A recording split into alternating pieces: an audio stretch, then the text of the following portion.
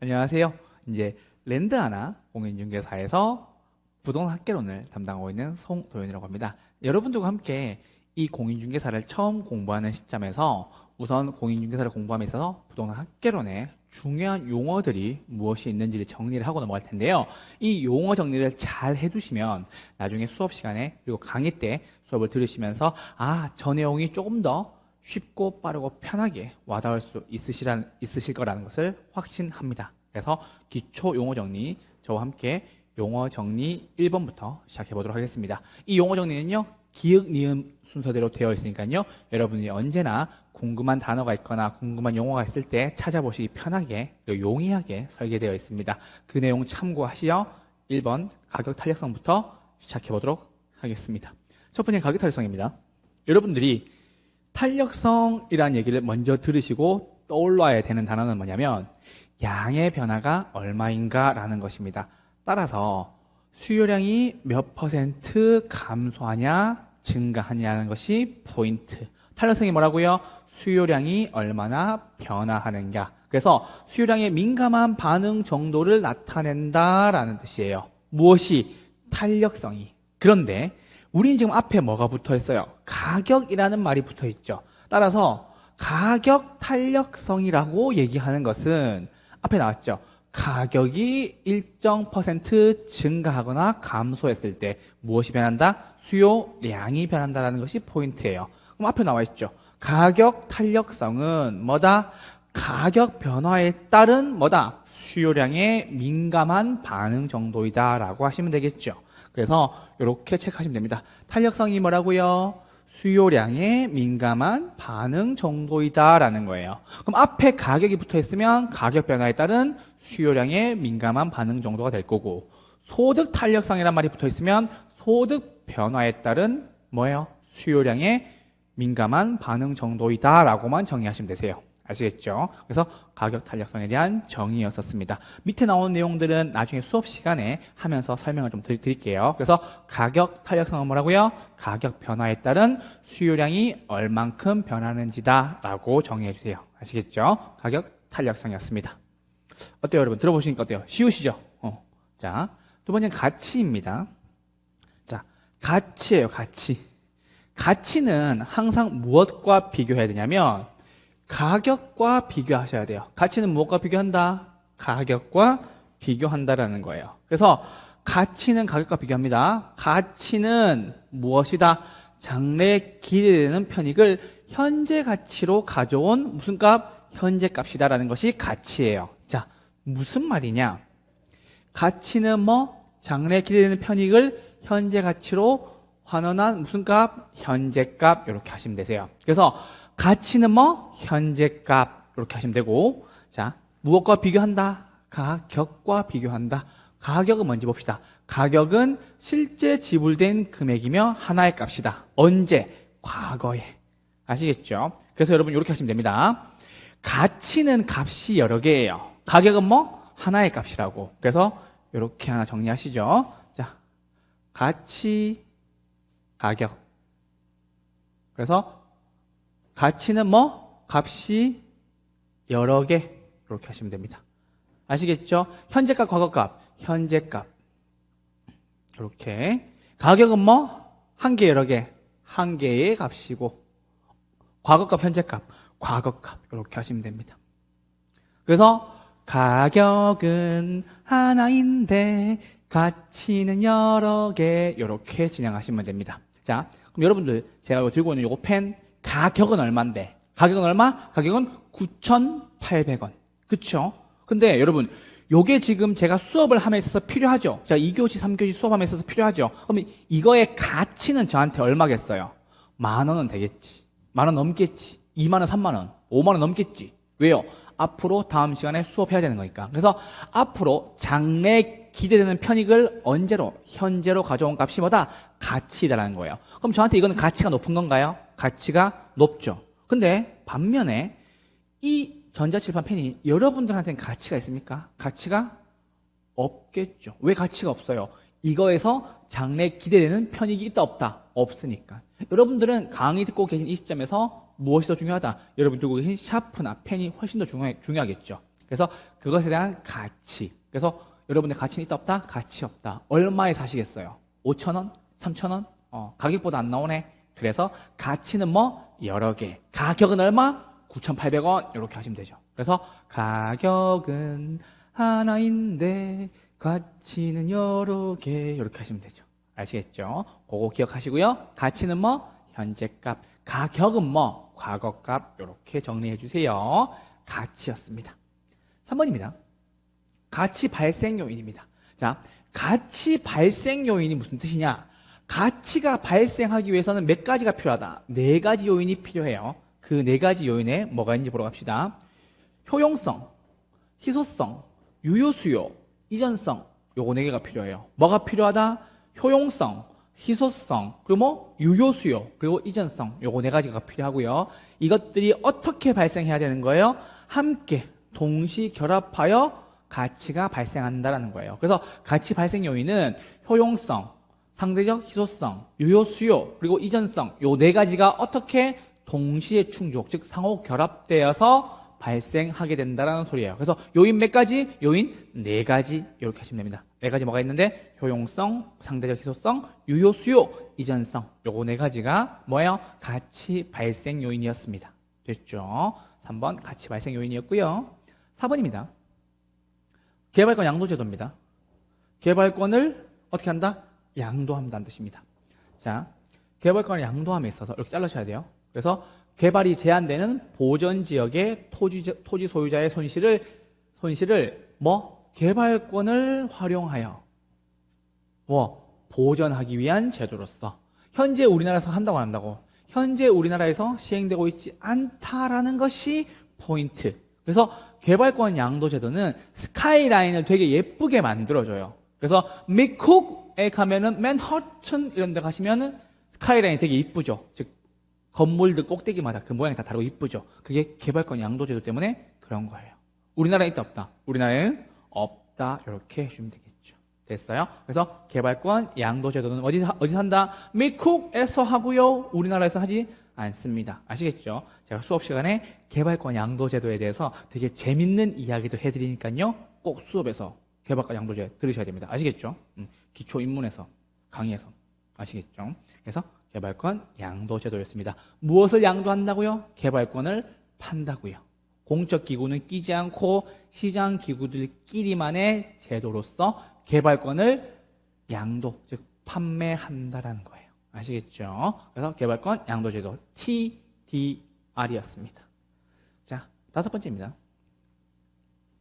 개발이익 환수지도. 이건 개발 부담금제라고 얘기합니다. 그래서 공공기관 등의 개발 사업 등으로 토지 소유자의 노력과 관계없는 지가 상승으로 현저한 이익을 얻는 경우 뭐 한다고? 개발 부담금이나 과세로서 개발 이익을 환수합니다라는 거예요.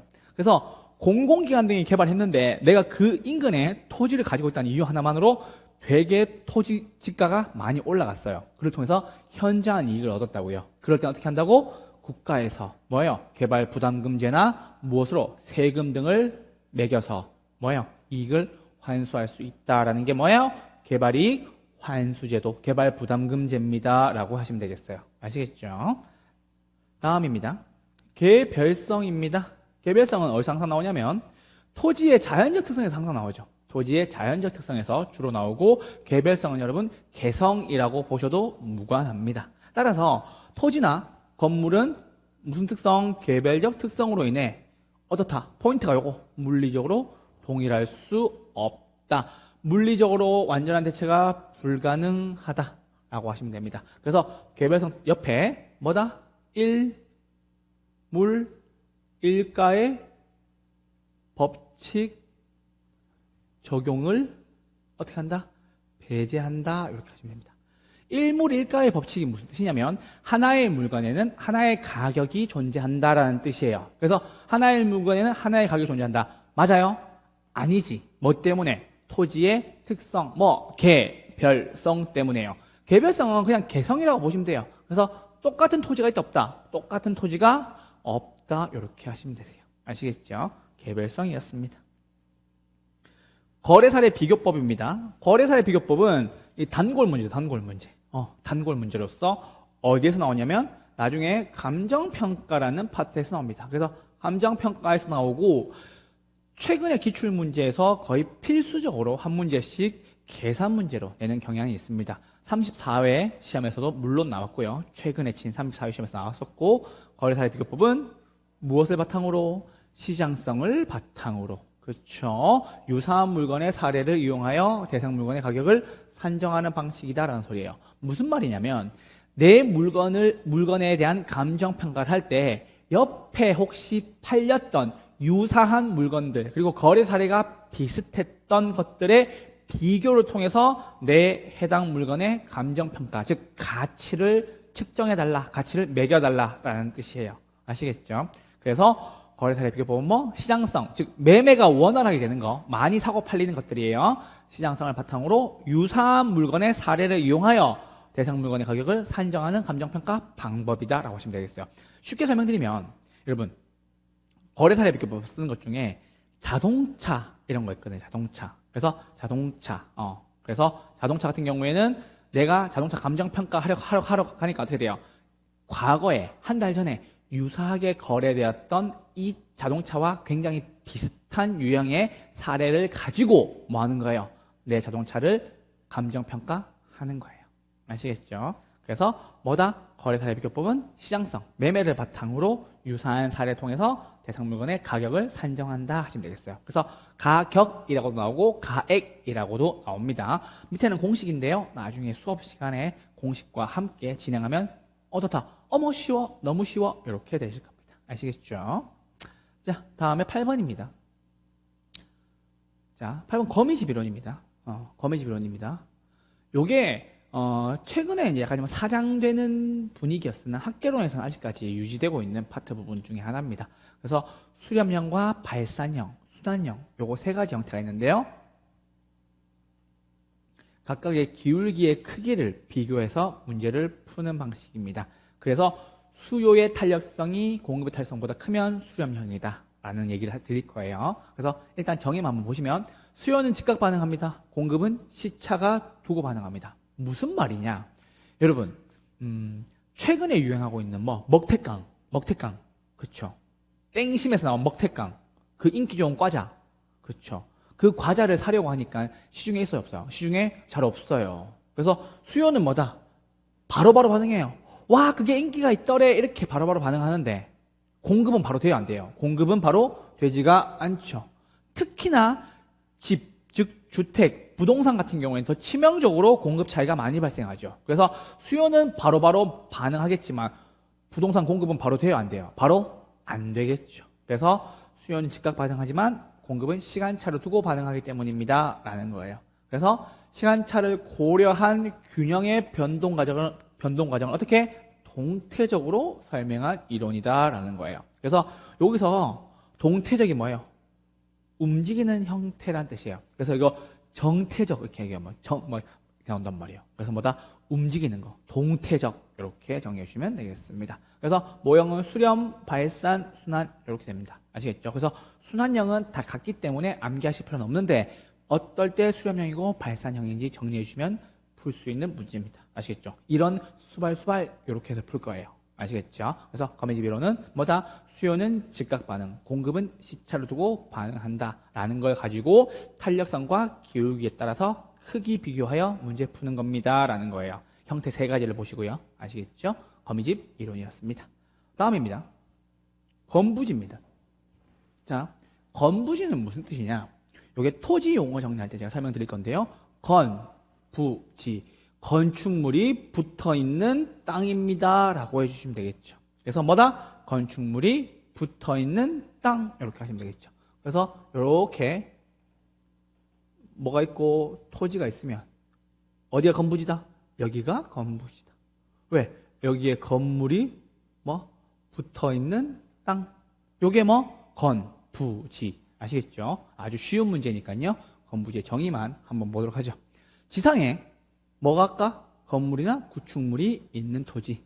그래서 건부지는 부지의 최유효 이용에 적합하지 않아. 건부감가가 생긴다.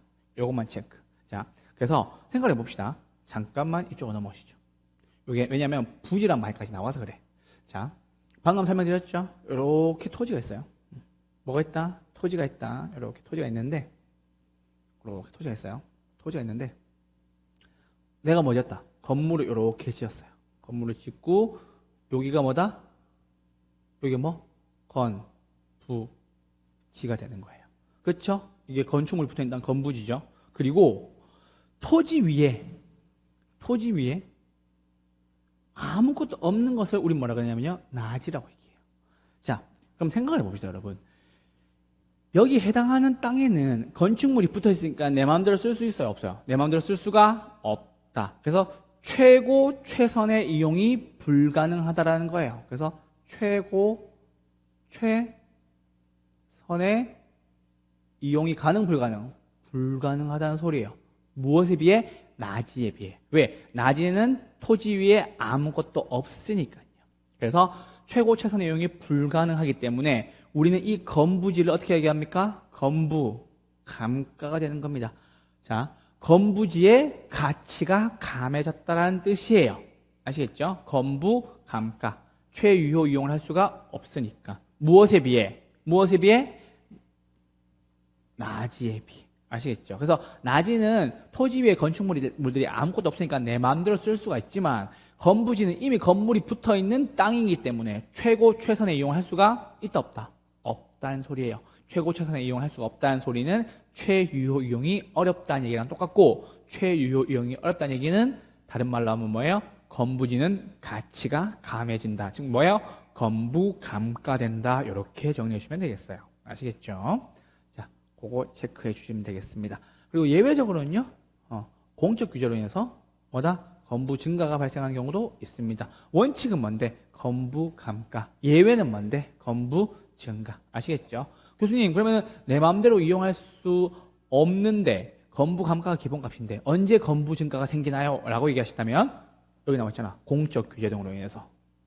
특히나 뭐가 있겠어요? 개발 제한구역. 여기다 땅 짓지 마, 건물 짓지 마, 더 이상 올리지 마 라고 얘기한다면 이게 뭐예요? 훨씬 더 건부 증가가 많이 발생하게 되겠죠. 그래서 건부지에 대한 정의였었습니다. 자, 공공재입니다. 정부의 재정으로 공급하는, 그렇죠? 여러 사람이 공동으로 이용할 수 있는 겁니다. 그렇죠? 뭐 도로, 공원, 가로등 이런 것들. 그렇죠? 도로, 공원, 가로등. 아시겠죠? 그래서 공공재 같은 경우에는 정부의 재정에 의해 공급됩니다. 그래서 아무나 다 쓸 수가 있다고요. 아시겠죠? 그래서 공공재는 시장 실패 요인 중에 하나로서 비배제성과 비경합성을 가지고 있으므로 시장 실패를 야기할 수 있다. 왜? 무임승차 문제가 발생하니까. 이렇게 정리하시면 되겠어요. 그래서 공공재 뭐? 정부의 재정에 의해 공급돼서 여러 사람이 쓸 수 있다라는 얘기예요. 제가 이거 수업 시간에 나중에 장첸, 범죄도시 1편에 나왔던 장첸 이야기 하면서 공공재 확실하게 여러분들한테 설명드릴 겁니다. 아시겠죠? 자, 공공재였습니다. 11번입니다. 공급법칙입니다. 자, 여러분들이 공급자가 잘 안 돼 보신 분들이 더 많으시기 때문에 이해가 어려우시니까 설명드려보죠. 가격이 상승, 공급량 증가. 가격이 하락, 공급량 감소. 무슨 관계? 비례관계. 쓰시죠. 돈 되면 팔고, 돈이 안 되면 판다, 안 판다? 안 판다. 됐죠? 우리 여러분 대표적으로 예전에 그때 코로나 겪으셨을 때 마스크 품귀 현상이 생겼죠.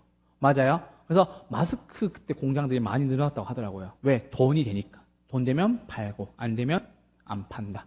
그게 뭐예요? 가격이 올라가면 공급량은 증가하고 가격이 떨어지면 공급량은 감소한다. 그러면 함께 움직이고 함께 떨어지네요. 맞아요? 돈 되면 비싸면 팔고 안 되면 안 판다. 같이 움직이니까 무슨 관계? 비례 관계입니다. 같이 움직입니다. 함께 움직입니다. 같이 함께 움직입니다. 오를 때 오르고 떨어질 때 떨어진다. 이게 뭐다? 공급 법칙인 거죠. 12번입니다. 공급의 변화입니다. 공급의 변화. 공급의 변화. 그리고 13번과 함께 묶어주세요. 공급량의 변화. 요거 묶어주세요. 두 개를. 공급의 변화와 공급량의 변화고요. 공급의 변화는 해당 재화 가격 이외의 요인, 생산 요소 가격, 건설 업체 수, 이자율 변화에 의해서 뭐가 바뀌는 거다? 공급량이 변화하는 것을 말한다. 공급 곡선의 이동으로 나타나고 증가는 곡선을 어디로? 우측으로 이동시킨다. 이렇게만 체크하시면 됩니다. 그런데 얘는 지금 뭐예요? 이외의 요인이 몇 개예요? 여러 개가 돼요. 여러 개. 이외의 요인 몇 개? 여러 개가 되는 거고, 공급량의 변화는 해당 재화의 가격 변화에 의해 무엇이다? 공급량이 변화하는 것을 말한다. 그럼 공급량의 변화는 개수가 몇 개예요? 한 개밖에 없지. 뭐 해당 재화의 가격. 아시겠죠? 그래서 해당 재화의 가격이니까 공급 곡선상에서 뭐 점의 이동으로 나타난다라고 정리해 주시면 되겠습니다. 아시겠죠? 그래서 수요와 공급에 대해서 확실하게 이해시켜 드리기 위해서 공급의 변화, 공급량의 변화에 대한 정의는 굉장히 중요한 파트입니다. 아시겠죠? 용어 정의편에서는 공급의 변화와 공급량의 변화에 대해서 보시면 되겠습니다. 자, 14번입니다. 아까 우리 맨 처음에 가격 탄력성 했죠? 자, 이제 뭐 하는 겁니까? 교차 탄력성 하는 거예요. 자, 탄력성 나왔다. 뭐? 수요량의 변화. 수요량에 미치는 거. 그런데 봅시다, 여러분. 이제는 교차라는 말이 나왔죠. 교차라는 말이 나오면 여러분 생각을 해봅시다. 교차라는 말이 나오면 교차로가 떠올라야 됩니다. 교차로에서는 도로가 몇 개 만납니까? 두 개의 도로가 만나게 되겠죠. 그러면 교차 탄력성이란 말은 재화가 몇 개 등장한다? 두 개 이상 등장한다. 우리 시험에서는 두 개 등장합니다. 그래서 뭐다? 교차, 이렇게. 교차. 재화 몇 개? 재화 두 개가 등장하고, 그리고 뭐? 하나의 재화의 뭐? 가격 변화가, 그렇죠? 다른 하나의 재화, 즉 뭐 YJ의 수요량에 미치는 영향을 나타낸다라고 해주시면 되겠어요. 그래서 여러분들이 문제를 보실 때 한 재화의 가격 변화가 어디에? YJ의 수요량의 변화에 영향을 미친다라고 해주시면 되겠죠. 이게 뭐다? 교차 탄력성. 어쨌든 탄력성은 수요량의 변화, 수요량의 민감 정도를 알고 싶어서 구하는 건데 앞에 뭐가 왔다? 교차라는 말이 나왔다. 재화 몇 개? 두 개. 그럼 그 해당 재화는 뭔데요? 한 재화의 XJ의 가격 변화율 분의 뭐예요? YJ의 수요량의 변화율. 이렇게 정의하시면 되겠네요. 아시겠죠? 그래서 나중에 이거 대체제, 보완제는 수업 시간에 수업하시면서 진행을 할 거예요. 아시겠죠? 그래서 교차란 말이 나왔다. 대체제란 말이 나왔다. 뭐 꽁 대신 닭. 보완제 뭐 치맥. 이렇게 할 거예요. 아시겠죠? 그래서 교차 탄력성은요. 양의 변화율, 수요량의 변화율인데 교차란 말이 나왔으니까 뭐 XJ의 가격 변화율분의 YJ의 수요량의 변화율이다. 이렇게 정의하시면 되겠어요. 15번입니다. 국지성입니다. 국지성. 뭐예요? 부동산은 지리적 위치의 고정성으로 인해 일정 지역에 국한된다라는 소리예요. 자, 여러분, 부동산의 지리적 위치의 고정성을 토지의 자연적 특성 중에 무엇으로 봐야 돼요? 자연적 특성 중에 부동성으로 봐야 되겠죠. 뭘로 본다? 부동성으로 본다. 움직인다, 안 움직인다? 안 움직인다. 그래서 부동성으로 인해 일정 지역에 국한된다. 우리 이걸 뭐라 그럽니까? 국지성이라고 얘기합니다. 그렇죠? 그래서 국지성으로 인해 부동산 시장은 지역마다 뭐예요? 경기 변동이나 수요 공급의 상황, 가격 형성들이 다르게 나타나며 토지의 특성 중에 뭐 부동성과 관계가 깊다라는 거예요. 아시겠죠? 우리 여름에 되면 여러분 혹시 그런 거 들어보셨나요? 국지성 집중호우 이런 거 들어보셨죠? 그래서 산간이나 이런 데다가 비가 확 내리는 경우가 있죠. 그래서 움직일 수 없기 때문에 어디에? 일정 지역에 국한된다. 이게 뭐 국지성. 그렇죠? 국지성 집중호우로 인해 계곡이나 뭐예요? 바닷가에 근처에 계신 분들은 물놀이 할 때 조심하세요. 이렇게 나오는 경우가 있죠. 특히나 계곡은 더 그렇죠. 그래서 국지성은 뭐 위치의 고정성으로 인해 일정 지역에 국한된다라고 해주시면 되겠어요.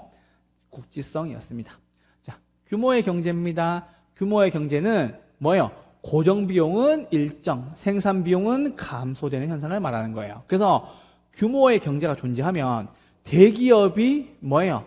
단위당 가격 생산력이 가격 경쟁력이 유리하게 돼요. 뭐예요?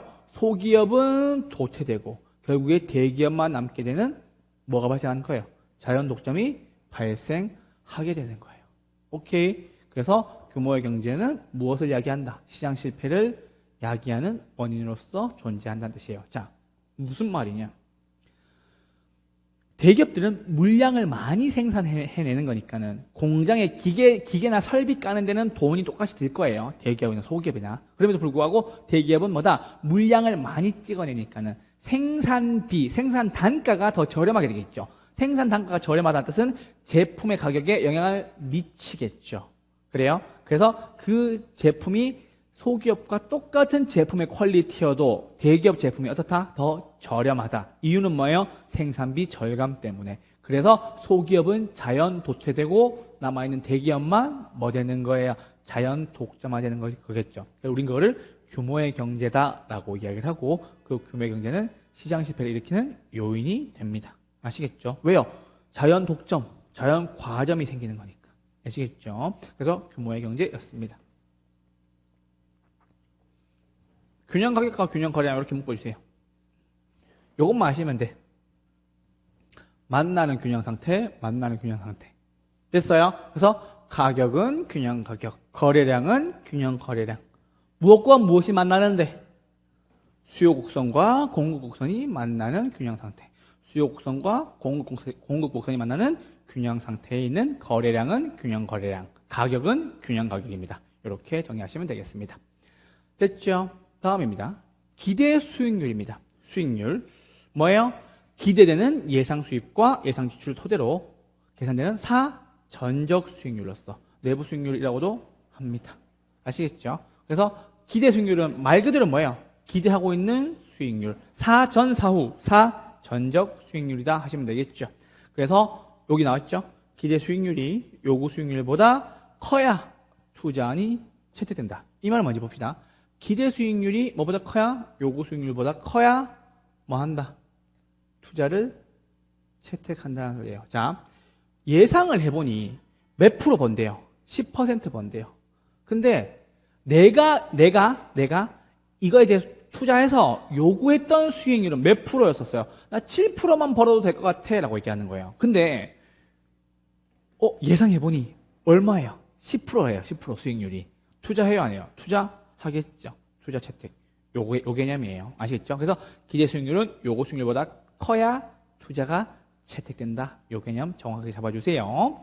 20번입니다. 기준 시점입니다. 여기 감정평가에 관한 규칙. 우린 그거를 다 써드릴게요. 일단. 감정평가에 관한 규칙에서 나올 겁니다. 그래서 감정평가에 관한 규칙 6조에서 현황평가 기준에서 밑에 붙어있는 내용들입니다. 그래서 기준 시점에 대한 정의는 아셔야 되겠죠. 기준 시점은 감정평가의 기준이 되는 날짜. 이게 첫 번째 기준 시점에 대한 정의였고요. 두 번째, 가격조사를 완료한 날짜로 한다. 무엇은? 기준 시점은 가격조사를 완료한 날짜로 한다라는 거예요. 그래서 기준 시점은 대상 물건의 감정평가에서 기준이 되는 날짜, 오케이, 기준 시점. 그럼 기준 시점이 언젠데? 라고 얘기한다면 가격조사를 완료한 날짜. 이렇게 정리해 주시면 되겠어요. 그래서 기준 시점에 대한 이야기였습니다. 21번입니다. 기회비용입니다. 자, 잘 들으셔야 돼요. 어떤 대안을 선택함으로 인해서 선택되지 않은 기회들 중에서 최대의 가치. 즉, 뭐예요? 선택으로 인해 포기된 대가들 중에 가장 큰 가치를 말한다라는 소리예요. 아시겠죠? 기회비용. 그러니까 내가 하나를 선택함으로 인해서 포기한 것 중에 가장 큰 가치를 뭐라 그럽니까? 기회비용입니다. 라고 얘기하는 거예요. 아시겠죠? 그래서 우리가 투자를 채택했을 경우에 요구 수익률이 기회비용이 될 수가 있겠죠. 왜요? 내가 기대 수익률 때문에 투자를 채택했지만 무엇이 가장 큰 가치였나요? 요구 수익률을 버리게 된 거겠죠. 왜? 요구 수익률이 포기한 것들 중에 가장 큰 가치가 될 거니까요. 아시겠죠? 이해되셨죠?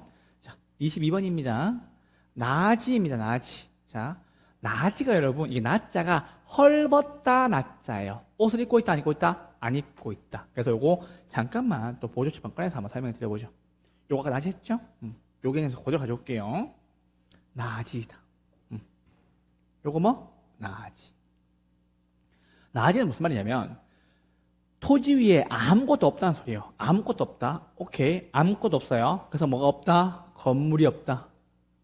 건물이 없다. 그리고 뭐도 없다? 사법상 제약도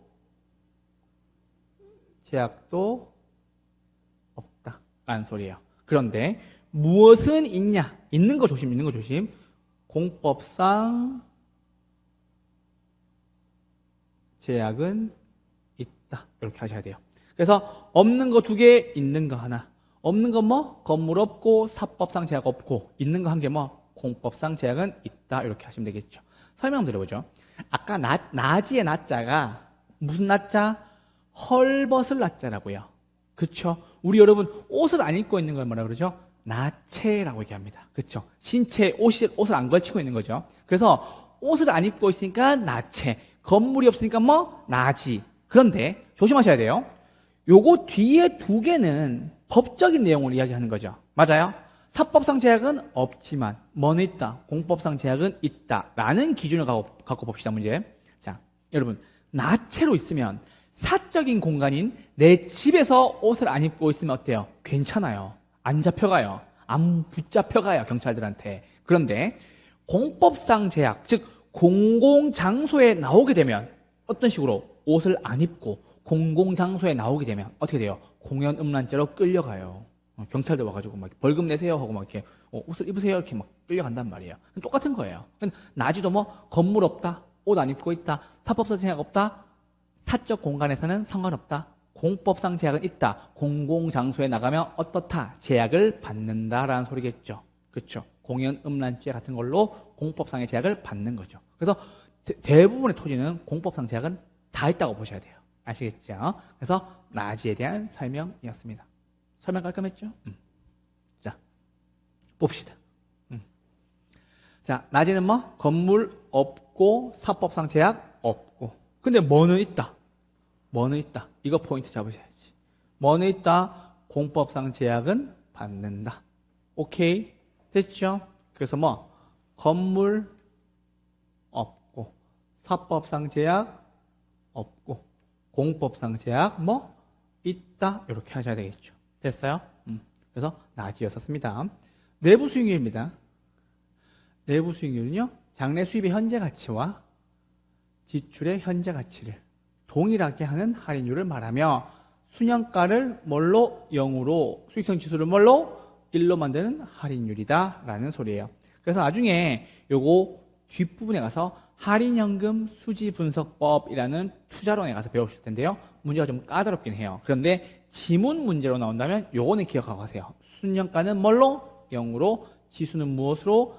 1로 만드는 할인율이다 라는 소리예요. 왜냐하면 현재 가치와 현재 가치, 뭐 수입의 현재 가치, 지출의 현재 가치를 어떻게 만드는 거니까요.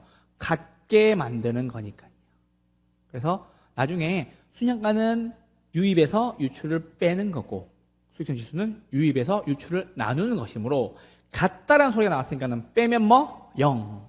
나눈다는 얘기 나왔으니까 나누면 뭐? 1. 이렇게 해주시면 되겠어요. 요게 개념이에요. 그래서 내부 수익률이었습니다. 내부 수익률 역시 뭐보다 커야 돼요? 요구 수익률보다 커야 뭐가 된다? 투자를 어떻게 한다? 채택하게 된다라는 소리까지만 체크. 내부 수익률이 높을 경우 투자를 선택한다, 채택한다. 뭐보다? 요구 수익률보다. 이렇게 정리해 주시면 되겠네요. 됐죠? 24번 문제입니다. 내용 연수입니다. 자, 내용 연수 안 어려워요. 뭐 건물의 수명 이렇게 보시면 되겠어요. 뭐 건물의 수명 몇 가지가 있다? 물리적, 경제적, 기능적 내용 연수가 있다. 그런데 우리가 요게 학개론에서는 무엇이 가장 중요하다? 경제적 내용 연수가 가장 중요하다. 이제 앞으로 말하지 않아도 내용 연수라고 나와도 무조건 뭘로 본다? 경제적 내용 연수로 본다. 이렇게 하시면 되겠어요. 아시겠죠? 그래서 뭐다? 내용 연수 뭔데? 건물의 수명 3가지로 나뉜다. 뭘로? 물리적, 경제적, 기능적. 말하지 않아도 뭘로 본다? 경제적 내용 연수로 본다. 이렇게 하시면 되겠죠. 아시겠죠? 왜냐하면 이게 감정평가에서 나오는 거예요. 그래서 감정평가에서 나오는 건데 감정평가는 경제적 가치를 가액으로 표시한 거기 때문에 무슨 내용 요소가 가장 중요하다? 경제적 내용 요소가 가장 중요하다는 소리예요. 아시겠죠? 25번입니다. 다계층 증권입니다. 다계층 증권.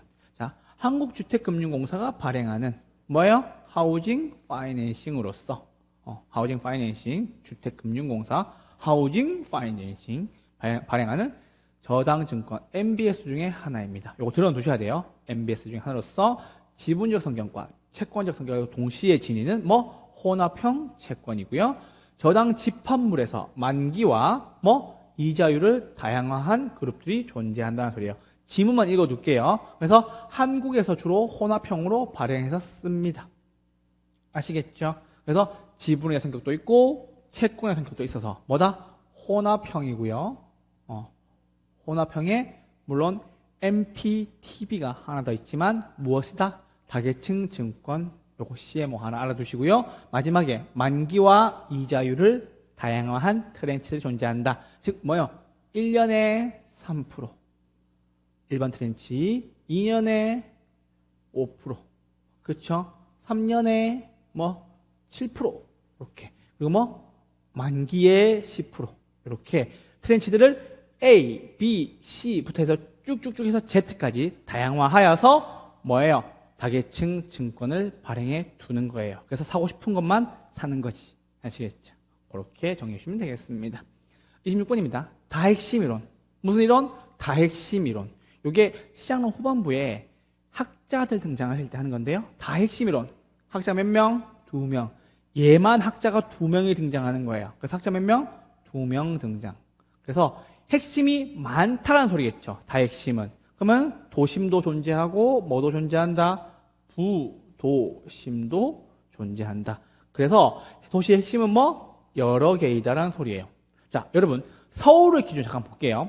서울의 원도심이 어디예요? 원래 도심 종로였죠. 근데 부도심 어디가 생겼어요? 여의도, 강남, 잠실 등 여러 부도심이 생겼죠. 그래서 현대도시와 대도시의 이론의 설명에 적합하다라고 얘기해서 지문에 많이 나온 경우가 있고요. 다핵심 이론은 학자가 몇 명? 2명인 거예요. 아시겠죠? 해리스와 울만 이렇게. 몇 명? 2명. 도심, 부도심. 해리스는 도심에 살고 울만은 부도심에 사네요. 해리스 어디 사는데? 종로에 살고 울만 어디 사는데? 잠실에 살고. 아시겠죠? 그렇게 정리해 주시면 되겠습니다. 아시겠죠? 그래서 해리스 울만 몇 명? 2명이라는 거. 근데 해리스 울만 교수님 이거 해리스 울만 한 사람 아니에요? 막 이렇게 얘기하더라고. 왜요? 하니까는 해리슨 포드, 리차드 기어, 브래드 피트 한 사람이잖아요. 막 이렇게 얘기해요. 그래서 할 말을 못했어요. 아시겠죠? 그래서 다핵심 이론. 핵심 몇 개? 핵심 많다. 학자 몇 명? 2명. 원래 하나의 이론에 하나의 학자만 매칭되어 있는데 다핵심 이론만 학자가 2분이라는 것만 말씀을 드려 넘어가겠습니다. 아시겠죠? 다핵심 이론이었습니다. 자, 대부 비율입니다. 대부 비율입니다. 대부 비율은 여러분 부동산 가치분의 부채입니다. 즉 우린 부채를 융자액이라고도 얘기하고요. 그래서 대부 비율 같은 경우에 LTV다라는 소리죠. 그래서 뭐다? 밸류 가치분의 론 이렇게 하시면 되겠죠. 그래서 융자액 이렇게 정리해 주시면 됩니다. 그래서 LTV가 몇 %이다라는 소리는 LTV가 얼마? 60%이다는 소리는 부동산을 100으로 봤을 때 몇 프로까지? 60%까지 융자가 가능하다. 우리 이거를 대부 비율 LTV라고 얘기를 합니다. 됐어요? 그래서 대부 비율인 금융기관으로부터 대출을 많이 받을수록 대부 비율은 증가합니다. 그렇죠? 대부 비율 증가하면 채무 불이행 위험이 높아지겠죠. 왜? 돈을 많이 빌리는데 돈을 못 갚으면 채무 불이행 위험이 생기는 거니까. 아시겠죠? 자, 그다음 도시 스프롤입니다. 스프롤이 무슨 뜻이냐면 여러분 이게 이 뜻이에요. 무질서하게 뻗어나간다라는 소리예요. 이게 영어예요, 영어. 도시 스프롤 현상. 그래서 뭐예요? 무질서하고 불규칙적으로 확산합니다라는 소리. 그래서 외곽에서 주로 발생한다는 소리예요. 그래서 무질서하게 이렇게 뻗어나가는 거예요. 그게 도시 스프롤 현상. 한번 좀 들어두셔야 됩니다. 자, 그 다음 도심 공동화 현상. 이것을 도넛 효과라고 얘기하는데 직주 분리의 결과로서 도시의 주간과 야간 인구가 현격한 차이를 나타내 야간에는 어디가 도심이 비어져 있는 현상을 말한다. 그렇죠? 그래서 봅시다. 여러분. 그래서 중심 업무 지구에는 뭐만 합니까? 일만 하죠. 그래서 야간에는 사람이 있다 없다. 야간에는 인구가 없다. 하지만 주간에는 인구가 있다 없다. 주간에는 인구가 있다. 왜? 일하니까. 그렇죠? 그래서 그런데 여기 외곽 지역에 외곽 지역에 도시 외곽 지역에는 어디만 있다. 야간에는 인구가 있다. 하지만 주간에는 인구가 있다 없다. 인구가 없다. 이렇게 되는 거죠. 그래서 직주 분리의 결과로서 직장과 주택이 분리되는 거죠. 중심 업무 지역에는 뭐가 많은데 직장이 많고 외곽에는 뭐가 있는데 주거 지역이 더 많으니까. 그래서 직주 분리의 결과로서 도시의 주간 인구와 야간 인구가 현격한 차이를 나타내서 야간에는 도시가 비어 있어요 라는 소리죠. 야간에는 도시가 비어 있어요 라고 얘기하는 거예요. 비행 현상을 말하는 겁니다. 그래서 공동화 현상. 그래서 가운데가 이렇게 뻥 비어 있는 거예요. 가운데가 이렇게 뻥 비어 있는 거. 아시겠죠? 이게 뭐다? 도심 공동화 현상. 왜 가운데가 비어 있네? 어디에? 야간에는. 그렇죠? 그렇게 정리하시면 되겠습니다. 자, 마지막 대체제입니다. 대체제 용도가 유사하여 한 상품을 소비하는 대신에 다른 상품을 소비하여도 효용과 만족에는 차이가 있다 없다. 차이가 없는 것을 말한다. 대체제 콜라와 사이다. 또 껌 대신 닭 이런 것들 다 대체제입니다. 아시겠죠? 그 대체제 제가 교차 탄력성에 가서 열심히 또 해드릴 겁니다. 아시겠죠? 이렇게 해서 첫 번째 챕터 1 마무리 짓도록 하고요. 저희 챕터 2에서 뵙도록 하겠습니다.